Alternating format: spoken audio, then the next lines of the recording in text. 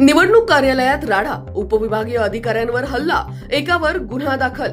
नमस्कार. वैजापूर येथे जिल्हा परिषद आणि पंचायत समितीच्या निवडणुकीच्या रणधुमाळीत धक्कादायक घटना घडली.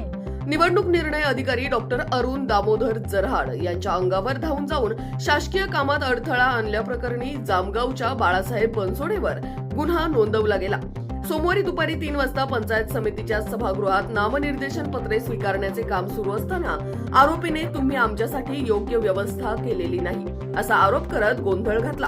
तो आक्रमक होऊन अधिकाऱ्यांवर धावला, महत्वाची कागदपत्रे हिसकावली आणि चुरगळली. तुला पाहून घेतो अशी धमकीही दिली.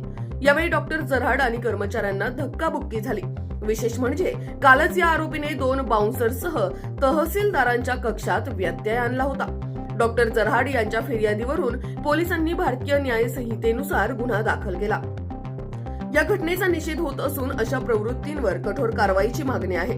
निवडणुकीच्या पवित्र कामात अडथळा आणणे हे गंभीर आहे. राष्ट्र सह्याद्री न्यूज साठी प्रतिनिधी दीपक बारकासे, वैजापूर.